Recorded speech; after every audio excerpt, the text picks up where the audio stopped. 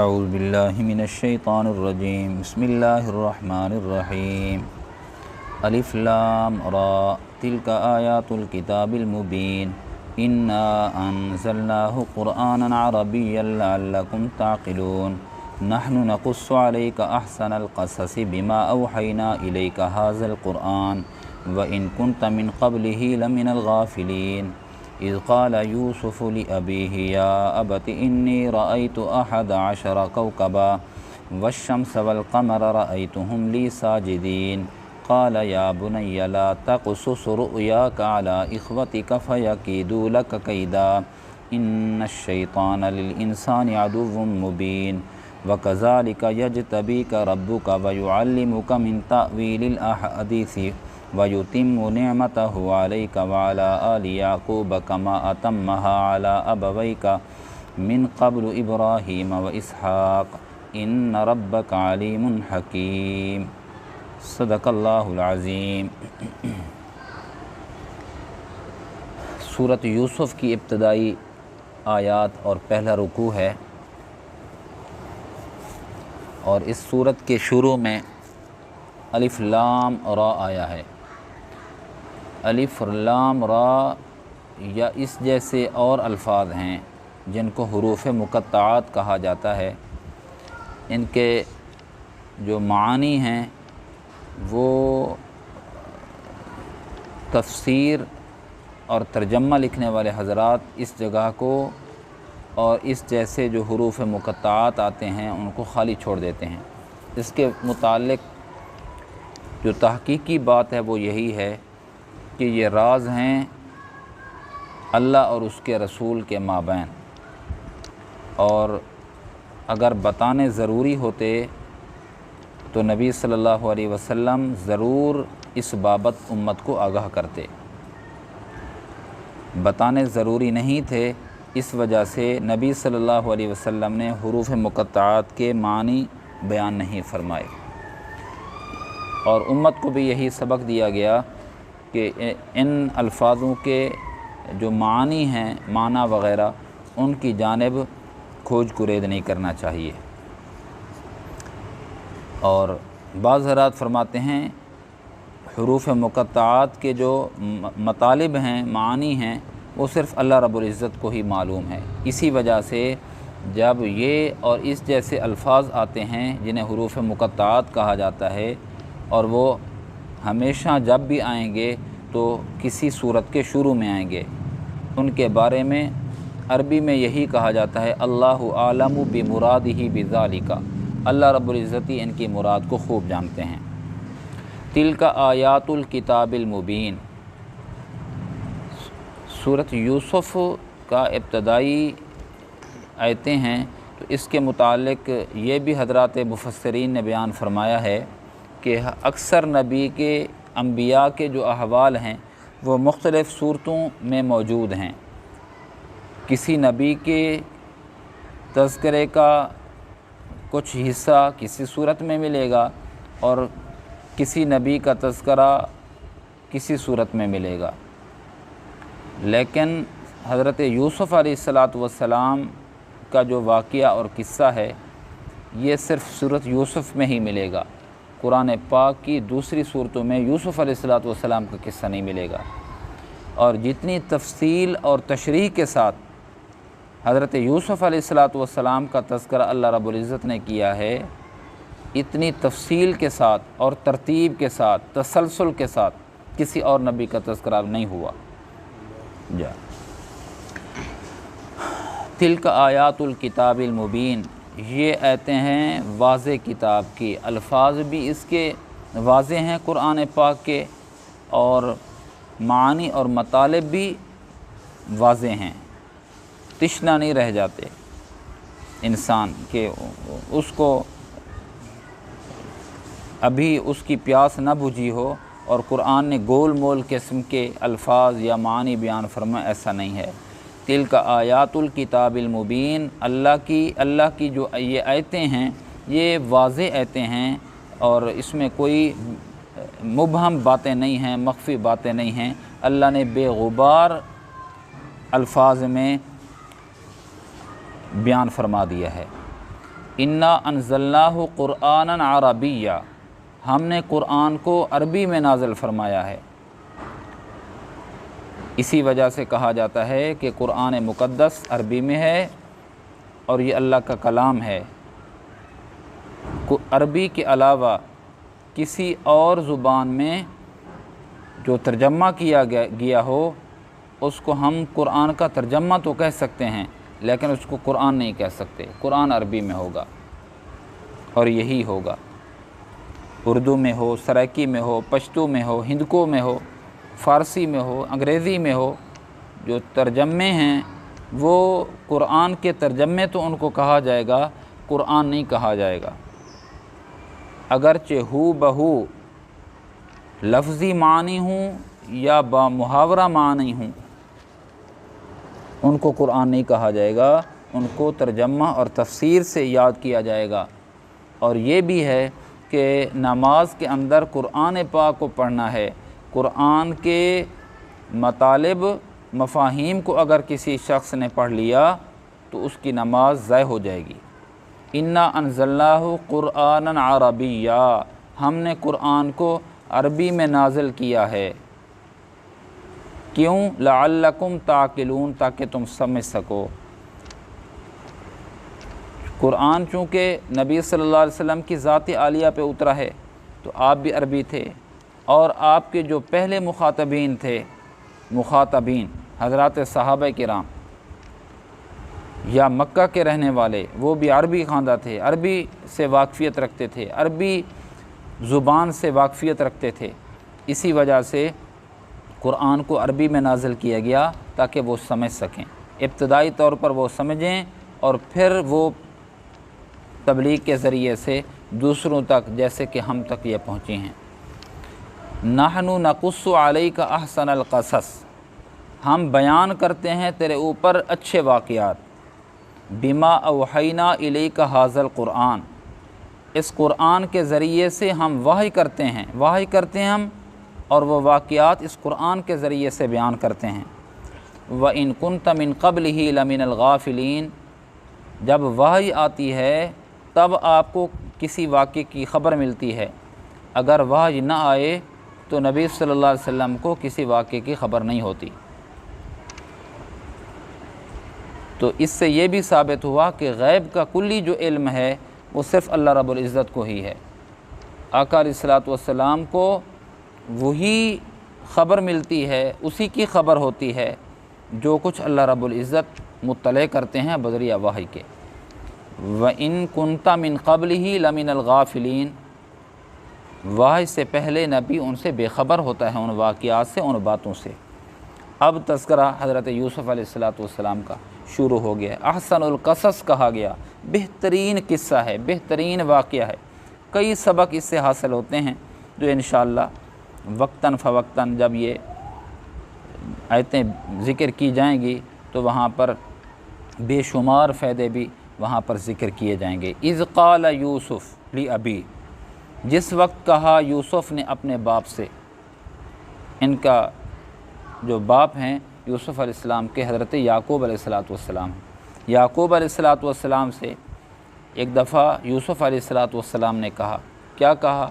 یا ابتی، اے ابا جی، ادب بتا دیا۔ ہم تو ڈیڈی کہہ دیتے ہیں، فادر کہہ دیتے ہیں، پتہ نہیں کیا کچھ کہہ دیتے ہیں۔ قرآن نے بتایا کہ فرما بردار اور مطیع اولاد جو ہے اپنے باپ کو ابا جی کہتی ہے، بابا جی کہتی ہے۔ یا اباتی، اے میرے ابا جی، انی رأیتو، بے شک میں نے دیکھا ہے۔ کیا دیکھا ہے؟ خواب میں دیکھا ہے۔ کیا دیکھا؟ احد عشر کوکبا، کہ میں نے دیکھا ہے کہ 11 ستارے ہیں، والشمس، اور ایک سورج ہے، والقمر، اور ایک چاند ہے۔ کیا دیکھا؟ رأیتہم لی ساجدین، یہ 13 چیزیں ہیں، 11 ستارے، 12واں سورج اور 13واں چاند، یہ مجھ کو سجدہ کر رہے ہیں۔ اس سے کیا مراد ہے؟ اس سے مراد حضرت یعقوب علیہ الصلوۃ والسلام کے 12 بیٹے تھے، 2 بیٹے ایک گھر والی سے تھے اور 10 بیٹے دوسری گھر والی سے تھے۔ جو حضرت یوسف علیہ السلام کا بھائی تھا اس کو روایات میں بنیامین کے نام سے بلایا اور پکارا گیا ہے اور بتایا گیا ہے۔ تو 10 جو بھائی تھے وہ آپ کی دوسری ماں سے تھے، ستیلے بھائی جسے کہا جاتا ہے، اور سورج سے مراد یعقوب علیہ السلام کی ذات عالیہ ہیں، اور قمر سے مراد آپ کی والدہ صاحبہ ہیں۔ اور جب یہ خواب بیان کر رہے ہیں حضرت یوسف علیہ السلام اپنے والد سے، تو اس وقت آپ کی حقیقی ماں جو تھی وہ تو فوت ہو چکی تھی، تو پھر قمر سے ماں کیسے مراد ہو سکتی ہے؟ تو وہ یہ تھا کہ یعقوب علیہ السلام نے یوسف علیہ السلام کی والدہ کے بعد، انتقال کے بعد، اپنی سالی یعنی یوسف علیہ السلام کی خالہ کے ساتھ نکاح کیا تھا، اور وہ اس وقت موجود تھیں۔ اسی وجہ سے کہا گیا کہ یہ میرے جو ان سے مراد 11 سے وہ بھائی ہیں، اور سورج سے مراد یعقوب علیہ السلام ہیں، اور قمر چاند سے مراد حضرت یعقوب علیہ السلام کی گھر والی ہیں جو دوسری گھر والی ہیں۔ یہ مطیع ہیں، سجدہ کر رہے ہیں، سے مراد یہی ہے کہ یہ مطیع اور فرما بردار ہیں۔ قال، جب یوسف علیہ السلام نے یہ خواب بیان کر دیا تو اب باپ نے ہدایت دینی شروع کر دی۔ قال، یعقوب علیہ السلام نے فرمایا، یا بنیا، اے میرے بیٹے، لا تقصص رؤیاک علی اخوتک، نہ بیان کرنا اپنے خواب کو اپنے بھائیوں پر۔ کیوں ابا جی؟ فیکیدوا لک کیدا، وہ تیرے خلاف تدبیر کریں گے، فریب کریں گے۔ تجھے خواب کی تعبیر کو سمجھتے ہوئے اور بھانپ جانے کے بعد ہو سکتا ہے کہ وہ حسد کریں، اور حسد کی وجہ سے انسان کو پھر کچھ نظر نہیں آتا، ہو سکتا ہے تیرے خلاف مکر کریں اور تدبیر کریں، تجھے نقصان پہنچائیں۔ ان الشیطان للانسان عدو مبین، کیونکہ شیطان انسان کا کھلا دشمن ہے، وہ بھائی کو بھائی سے جدا کرنے کی کوشش کرتا ہے۔ اسی آیت کے تحت حضرات مفسرین فرماتے ہیں کہ جب بندہ خواب دیکھے تو خواب کا تذکرہ ہر ایک سے کہتا نہ پھرے، سگے بھائیوں سے منع کیا گیا ہے، سگے بھائی کو بھی نہیں بتانا۔ تو اب کس کو بتائے؟ فرماتے ہیں کہ یا تو یہ ہے کہ دل میں رکھے، اور اگر بظاہر اچھا خواب ہے تو شکرانے کے 2 نفل ادا کرے اور اللہ سے مانگے کہ اللہ اس کی خیر مجھے عطا کر دے، اور اگر ہلکا خواب دیکھے، برا خواب دیکھے تو اس کو تذکرہ نہ کرے، وہ بھی 2 نفل پڑھے اور صلاۃ التوبہ کی، صلاۃ الحاجت کی، کہ یا اللہ اس خواب کے جو میں نے دیکھا ہے اس کے شر سے مجھے پناہ نصیب فرما۔ یہ لوگوں کو کہتا نہ پھرے۔ اس بارے میں کتابیں لکھی ہیں حضرات نے کہ خوابوں کے متعلق ہم کہہ دیتے ہیں، ہر ایک کو کہتے پھرتے ہیں، جبکہ ہر ایک کو نہیں کہنا چاہیے، اور کسی کو بھی نہیں کہنا چاہیے، نہیں، خیر خواہوں کو یا جو واقفیت رکھتی ہیں ان سے کہنا چاہیے، جیسا کہ یوسف علیہ السلام نے اپنے باپ یعقوب علیہ السلام سے اس کا تذکرہ کیا ہے۔ تو تذکرہ کرنا چاہیے، لیکن کس کو؟ اپنے خیر خواہ کو تذکرہ کرنا چاہیے، یا جو خواب کی تعبیر بتانے والا ہو اس کے سامنے اس کا تذکرہ کرنا چاہیے، اور ہر ایک سے نہ کہتا پھرے۔ اور ہم میں ایک اور غلطی بھی ہے، خواب دیکھا تو تعبیر بھی ہم بیان کرتے ہوئے واضح بتا دیتے ہیں، جی میں نے بہت برا خواب دیکھا ہے، یہ برا لفظ کہہ دینا یہ بھی اس کی تعبیر ہے، یہ نہیں کہنا چاہیے۔ ہمارے حضرت ڈیری صاحب رحمۃ اللہ علیہ فوت ہو گئے ہیں، ان کے سامنے ایک طالب علم نے کہا کہ حضرت میں نے رات ایک بہت برا خواب دیکھا ہے۔ فرمایا اٹھ جا، جو خواب دیکھا ہے نا اور جس کو تو برا کہہ رہا ہے وہی تیری تعبیر ہے، تو کون ہے کہنے والا کہ یہ خواب میں نے برا دیکھا ہے؟ تو وہی تعبیر ہے جو تم بیان کر رہے ہو۔ پتہ نہیں کئی علوم ہیں، کئی علوم جاننے کے باوجود کے بعد بندہ تعبیر بتا سکتا ہے۔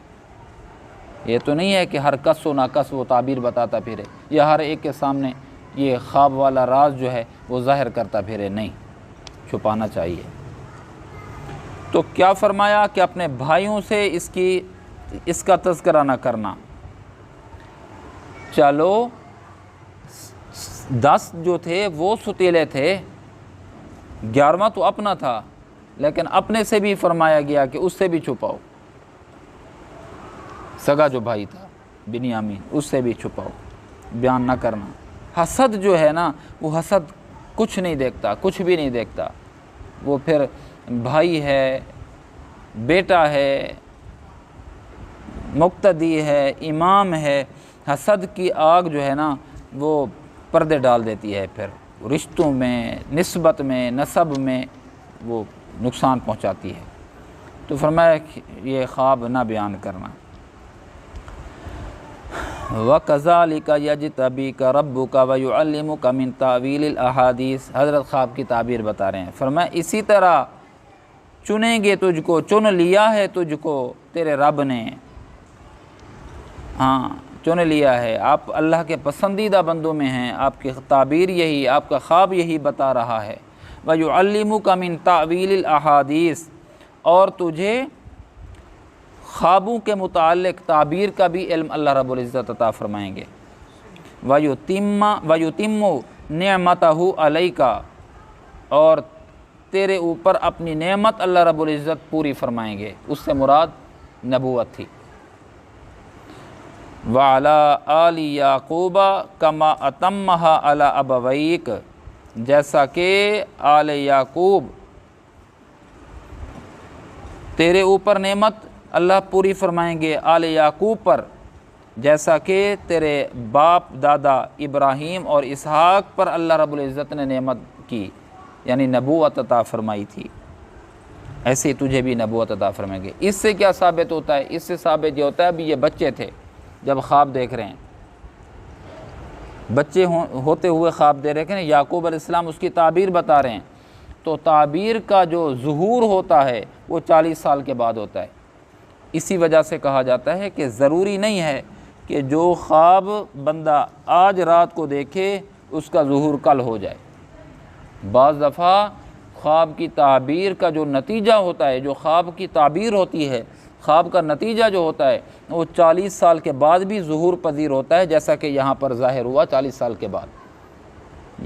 گمان اچھا رکھنا چاہیے، یہ ہے اپنے خوابوں کو اچھا یا برا خود تعبیر نہیں کرنا چاہیے۔ تو اللہ رب العزت نے جس طرح آپ کے آباء و اجداد یعنی ابراہیم و اسحاق پر اپنی نعمت کو پورا فرمایا ہے، نبوت عطا فرمائی ہے، تو آپ بھی نبوت کے تاج آپ کے سر پر رکھا جائے گا۔ ان ربک علیم حکیم، بے شک تیرا رب جاننے والا اور حکمت والا ہے۔ تو انشاءاللہ دلچسپ باتیں اس میں مزید بھی آئیں گی انشاءاللہ آئندہ دروس کے اندر۔ تو یہاں پر جو چیزیں سمجھنے کی ہیں وہ یہی ہیں، بالخصوص تعبیر کے متعلق۔ تعبیر ہر ایک سے نہیں کہنی چاہیے، خواب نہیں ہر ایک کے سامنے بیان کرنا چاہیے، ہر ایک کو بھی تعبیر بیان نہیں کرنی چاہیے۔ یہ باقاعدہ ایک فن ہے اور اللہ رب العزت کی طرف سے ودیت کردہ ہے۔ اللہ پاک اس فن سے کسی کو مالا مال فرما دیتے ہیں، ہر ایک اس کا اہل نہیں ہوتا کہ اس کو بیان کرتا رہے، اور اپنی زبان سے وہ ہر ایک ہم میں سے ایسے ہی کہتے ہیں آج برا خواب دیکھا ہے، تو برا خواب یہ اپنی زبان سے کم از کم تو نہیں کہنا چاہیے، بس اس کا اظہار کر دے کسی سمجھدار سے، کسی اپنے جس کو اپنا سمجھتا ہو اس کے سامنے بیان کر دے، اپنے علماء سے بیان کر دے، اگر نہ بیان کرے تو یہ بھی بہتر ہے۔ اور 2 نفل بظاہر اچھا خواب دیکھا ہے تو شکرانے کی نفل پڑھے، اگر بظاہر برا خواب دیکھا ہے تو اللہ سے اس کے شر سے پناہ مانگنے کی دعا کرتا رہے، اس کا اہتمام ہونا چاہیے۔ اللہ رب العزت مجھے آپ کو عمل کرنے کی توفیق نصیب فرمائے۔ الحمدللہ رب العالمین، والصلاة والسلام علی اشرف الانبیاء والمرسلین وعلی آلہ وصحبہ۔ ربنا لا تزغ قلوبنا بعد إذ هديتنا وهب لنا یا حی یا قیوم حسبنا اللہ نعم المولا ونعم النصیر۔ اللہم انا نجعلک فی نحورہم ونعوذ بک من شرورہم۔ صلی اللہ تعالی علی خیر خلق محمد برحمتک یا ارحم الراحمین۔